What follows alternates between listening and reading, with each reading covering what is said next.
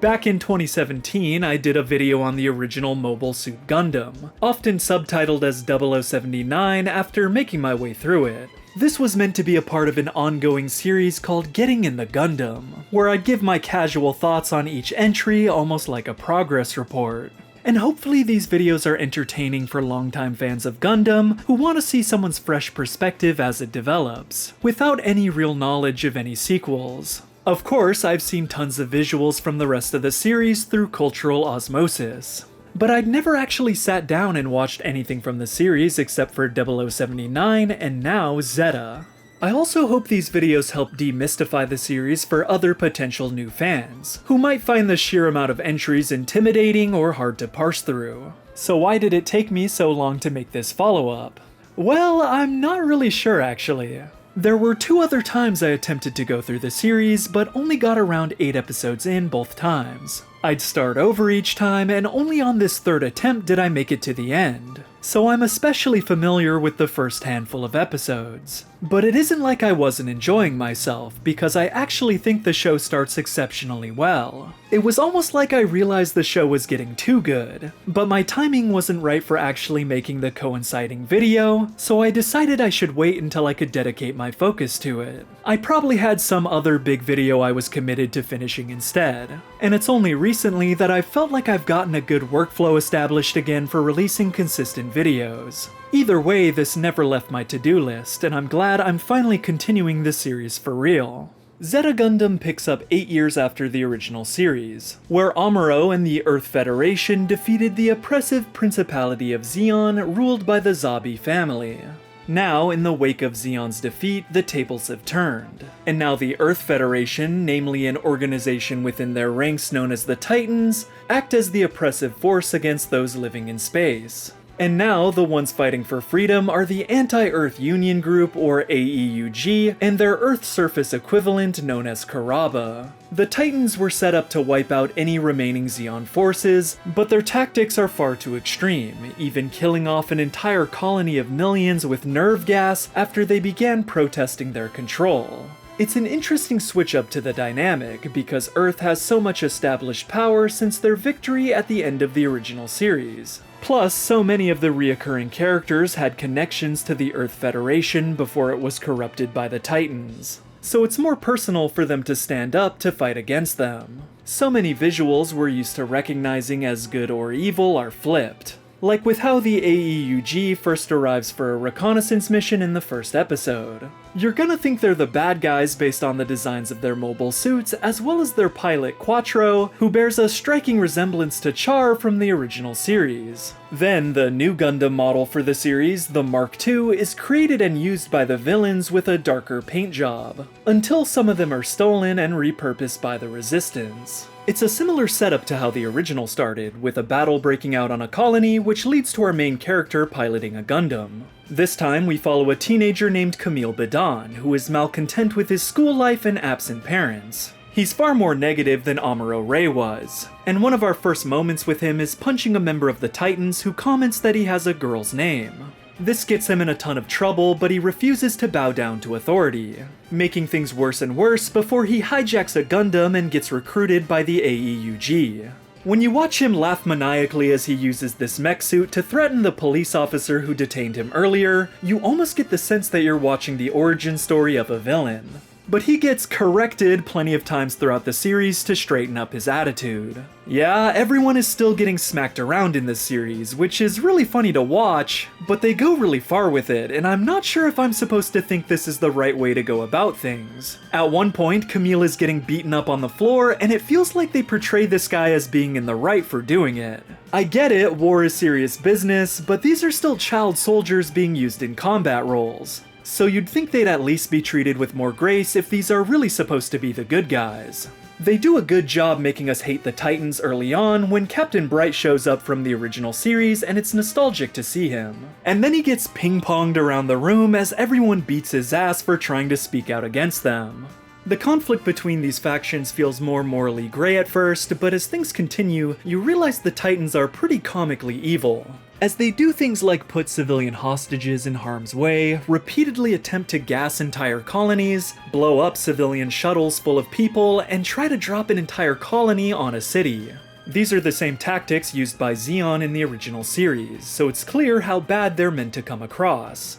The guy Kamille hits at the start is named Jared, who goes on to become Camille's main rival through a series of misunderstandings. This guy goes along with some of the most immoral schemes the Titans come up with, but since it often feels like he's being misled or manipulated, I still found him to be oddly likable. I must have been holding out hope that he'd overcome his superiors who he also resented. But I'd say after he got thrown off a cliff while on crutches, his character didn't go anywhere interesting. And I thought his end fell surprisingly flat. When you first start this show, you're immediately slapped in the face by how good it looks, from its detailed world and fantastic art design to its animation quality.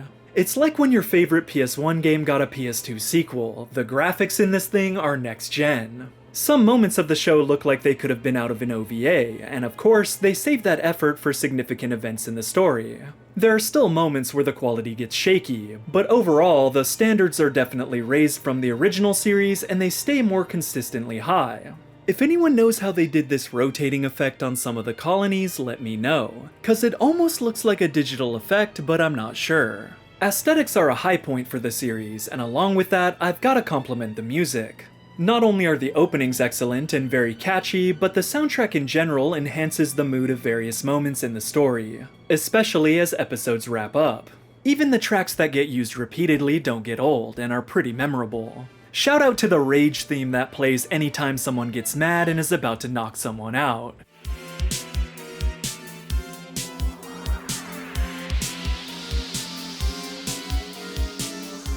This series also feels like more of a flowing, ongoing narrative, rather than being a collection of mostly episodic adventures like I remember 0079 being. I keep thinking back to a random episode of the original where Amuro got trapped on an island. In Zeta, instead of having a clean break between episodes, there's a lot more continuity to where the characters are, taking into account what just happened in the previous episode. I was surprised when I was already several episodes into the series, yet it felt like I was watching an unbroken movie-length narrative where each episode was passing the baton to the next without a hitch. I feel like Kamille gets acclimated to being a pilot much sooner than Amuro did, and even becomes a mentor of sorts to other pilots by the midpoint of the series. Sure, Kamille wants the fighting to end and gets torn up over his parents being killed, but Amuro was shell-shocked over the carnage he was involved in. This could be because life on the main ship they use in the series, the Argama, has a much more casual feel to it than the white base did in 0079, which I remember feeling like it was always being pursued. The chill attitude and lack of regulations could be the result of the AEUG being less of an established military operation. Because of this, there are so many times in the series where people are taking mobile suits and launching off of the Argama without permission and they have no way to stop them. Like, do they not lock these things or have a way to shut them down remotely? There's a scene where two pilots are racing to a mech and one gets tripped, and that's the deciding factor for who actually gets to launch in it. This does happen on the Titan side of things too, and I think they just wanted there to be some spontaneity to the story, where characters could express their emotions through disobeying orders. Otherwise, if everything was by the books, the show could come across as too stiff and boring. Oftentimes, it feels like this is a war being fought by 4 ships and their handful of mobile suits, making it hard to put this war into perspective. But once we get glimpses into the fighting on Earth or are introduced to the Axis forces much later into the series, the battles start getting much more grand and complex. Axis are made up of the remnants of Zeon, and they add a really interesting dynamic to the political tensions of the world. Seeing them pop up again is like slipping back into your favorite old pair of jeans. Like, that's better. They have a bit more of a fantasy element to their designs and tech, which was refreshing to see return.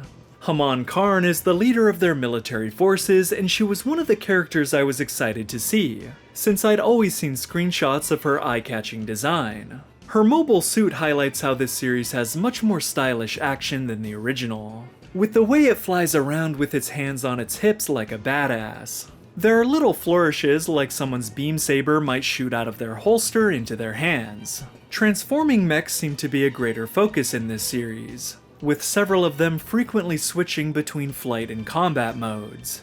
It's no secret that Quattro is Char from 0079, but here he's portrayed as a hero, who even rises to the occasion to give a speech rallying for the freedom of those in space, which does a great deal to turn public opinion in the AEUG's favor. I really like the relationship between him and Kamille, and it was great seeing him have so much screen time in this series. It was surprising to see all of these returning characters from 0079 who didn't see Char as an enemy, and were even rooting for him to take a greater leadership role. Char is like one of those guys who will start a new account when they get too many followers and still blow up under their new name anyway. In terms of combat, no one in this series feels overpowered. Not even Char and his new golden Hyakushiki. Surprisingly, Amuro even goes through an arc of self-doubt where he can't even bear getting into a mech. I would have expected him to get nothing but fan service moments that make him look amazing, but he doesn't overshadow our new protagonist. Overall, I think the series has a great cast, which makes it feel like it's about more than just following the story of Kamille.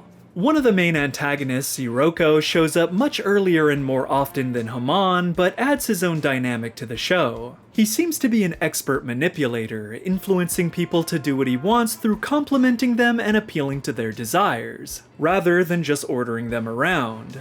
Emma's a character that defects from the Titans and joins the AEUG, and she's always a solid voice of reason who keeps the other characters grounded. Kamille's friend from school, Fa, goes from being someone in the background to developing into a more relevant character in the second half of the series. She pushes herself to become a pilot, but disobeys an order when she leaves her mobile suit to prioritize protecting the lives of the kids on the ship. Then, she fights to earn the right to go back into battle after losing the trust of Bright as her commanding officer. She also has a budding romance with Kamille, though he seems to see every woman in the show as a potential love interest, which, while funny, is probably realistic for someone his age. Fa is often paired with these two little kids, and I commented in my last video how I thought the kids in that show were really annoying. The same goes for the kids in this show, and I swear they just show up with Char when he returns from Earth in one episode. And it's never explained why he brought them or why they thought it was a good idea for them to start living on a warship. The character Katz from this show is actually one of the kids from the original. So I guess it's always possible that the writers are setting things up for these kids to return grown up in a future series. Katz could be stubborn, but you could tell it was all in service of him having a character arc, which I was okay with. There's this really cool episode where they do battle in and around an old destroyed Xeon battleship, which serves as a haunting reminder of the past. Katz got to show his ingenuity here when he hotwired a broken down mech to fire its weapon and save Kamille from an enemy. I was really surprised how long this pilot named Apolly survived in the show. Nothing against him, he's a really nice guy and all, but his design just screamed, "I'm gonna die in the first 5 episodes." There are some pretty legendary death scenes in the show, especially in the last few episodes, that I obviously don't want to give away, but I'm sure we could discuss them in the future. I got a few comments on my last video that thought I hated the idea of new types in the original series. I don't have a problem with this element of the story, I just felt it was established too late in 0079 to feel natural or fleshed out. In Zeta, the concept is established from the start and they do plenty of creative things with it. A new type is someone who's evolved to gain an enhanced psychic link between other living beings through their life in space. This can manifest as enhanced reflexes in combat, and in 0079 it felt like Amuro was just gonna win every fight against a normal person since he was a new type. I don't know, it just felt cheap, like the circumstances of your birth meant more than how much you trained or how advanced your technology was. In Zeta, the playing field feels more even, likely because there are just more new types flying around in general.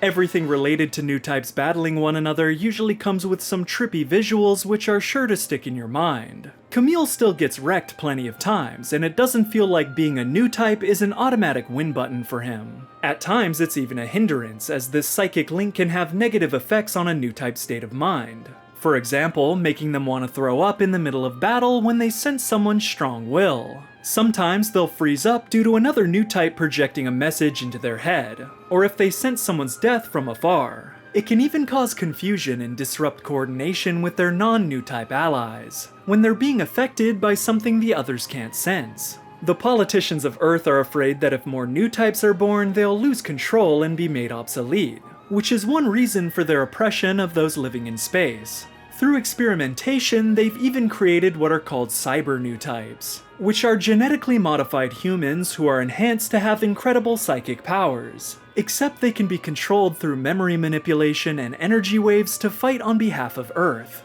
They go through incredible mental anguish as they're operating their specially developed mobile suits, requiring a steady supply of medicine. They seem to be able to move these mobile suits with their minds remotely, and just being in their presence can hurt other Newtypes. One of these cyber Newtypes is named 4, and Kamille falls in love with her, mirroring Amuro's tragic relationship with Lala from the original. She appears both times Kamille goes down to Earth in the series. And as a side note, I like how the story goes back and forth between Earth and space more often than the original series. Though I will admit I enjoyed the stuff in space a lot more. I felt like the story of 4 was concluded well the first time she showed up. But then they reveal she somehow lived, and things play out in a very similar way before she ends up dying again. Of course, there are worthwhile things done with her both times she appears. But it's just repetitive enough to feel like these threads could have been consolidated. Rosami is another cyber Newtype the story explores, and originally she was a pretty standard opponent they go up against. For some reason they bring her back much later, except she's had her memories altered so that she believes Kamille is her brother.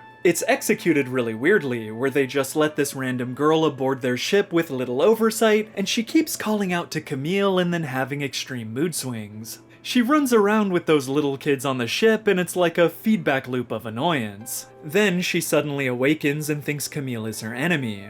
And now he's yelling out to her, saying he's her brother, to try to convince her to come back to the Argama. They just didn't have enough of a genuine relationship for him to be crying over losing her. And it's also confusing because she didn't accomplish anything by being a sleeper cell agent. At this point, it's sort of a retread of what they did with 4, but with less justification. And both of them pilot what's called a Psycho Gundam.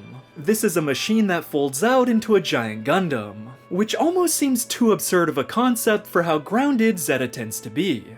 While I like the concept of these cyber Newtypes and their colorful hair, their storylines are a bit grating, with how much they're screaming and grabbing their heads over and over. Without cutting any plot lines, I do think several of them could have been condensed together to make the series around 10 episodes shorter but significantly tighter. This is an interesting sci-fi setting because technology is advanced enough for us to be in space, but everything is still pretty hands-on and naturalistic. These colonies all sport really beautiful green plant life, and it's easy to forget you're in space unless someone blows a hole in the ground. Machines aren't shown to automate every aspect of people's lives, causing them to become lazy or overly dependent. It's definitely an idea of the future that comes from being made in the 80s. Meanwhile, we're still stuck on Earth, yet our individuality and creative expression is being robbed from us by automation. I find myself more and more retreating back to a past I didn't even live through to escape this AI wasteland we're experiencing now, in hopes of finding art with real vision and purpose behind it. Even if to some degree, even shows like Gundam are meant to inspire the sale of tie-in merchandise. Well, that about wraps up my thoughts on Zeta, since these aren't meant to be in-depth reviews by any means. It's a really solid show with a great beginning and ending run of episodes. I enjoyed it more than 0079, though that series did have its own charm. I will say, it did feel like less of a standalone story compared to the original. This is more like a piece of an ongoing puzzle, and the ending cliffhanger is definitely urging you to watch the next series, Double Zeta, to find out what happens next. From the looks of it, Double Zeta started just a little over a week after Zeta ended, so it must have been an easy transition to make as a viewer, almost like the show never ended. Let me know if the condensed film trilogy version of Zeta from the mid-2000s is worth checking out, and whether you'd like to see a separate video discussing it. The same can be said about the movie versions of 0079, which I also haven't seen yet but could see being useful in terms of giving me a refresher on what happened in that series. Now, I don't expect to take another 8 years to put out another video in this series, so I hope you join me on this journey through each new entry and touch base with me in the comments to discuss things as we move forward into Double Zeta.